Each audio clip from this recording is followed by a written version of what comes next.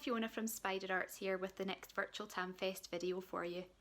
This time we're going to make glass jar lanterns that you can display on your window ledge or maybe even carry in the parade next year.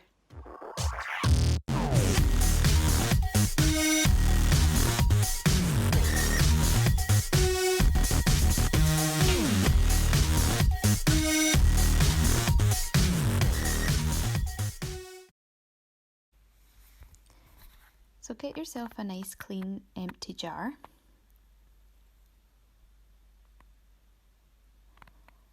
And then you're going to need to mix up some glue with about 50-50 glue and water mixture.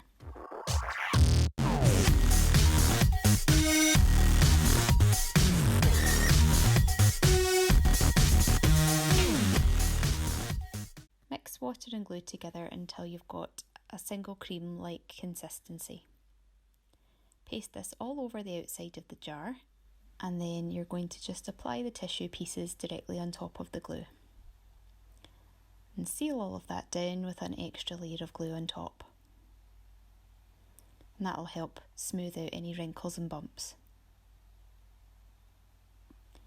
Keep going, adding bits of tissue paper and overlap them until you've filled in the whole jar.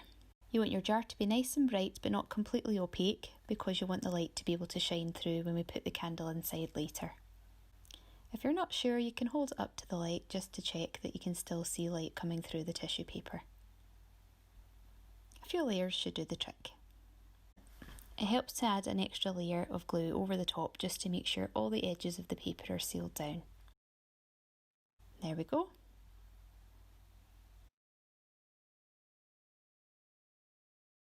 Next we're going to take some black card and cut out the shapes that we need to make the face for our pumpkin or the silhouette shapes for whatever design you want to do.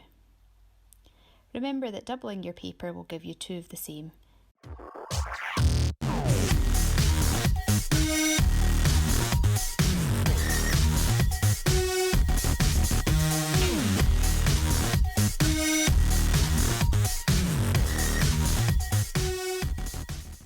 Just check the pieces are a good fit for your jar and then you're ready to stick them down.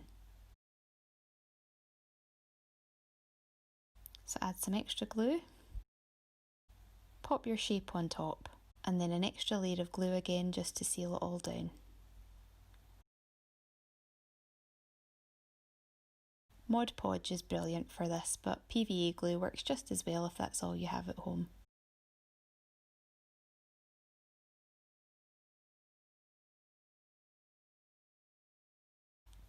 All done.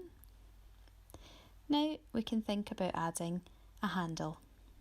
If you're just displaying your jar on the window ledge or on your doorstep for Halloween, you don't need to add a handle, but if you would like to carry it in the parade or when you're out trick-or-treating, it's a good idea to add a wire handle or a piece of string that holds it nice and securely. So what I've done here is I've cut two pieces of string and I'm just going to thread one through the other to create two parts joined together. I'm going to loop one around the jar and tie it off at one side.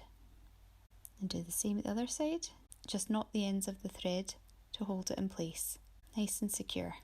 Then the last thing to do is to take both sides and knot them together. Trim off the excess string and that's you all done. You can add the lid back on if you want to, but remember if you're using a real candle, this will snuff out the flame. So keeping the lid on will only work if you're using an electric candle with a battery. So you can only put the lid on if you're using a battery operated light.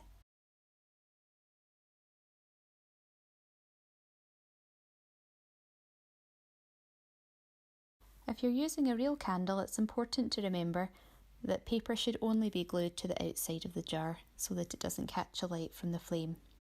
Get an adult to light the candle for you. Here I've used a birthday candle to help reach inside the jar. But you could also use a skewer or a long piece of paper, but it's important to get an adult to help. You can see the different quality of light you get from using a battery operated candle compared to a real candle.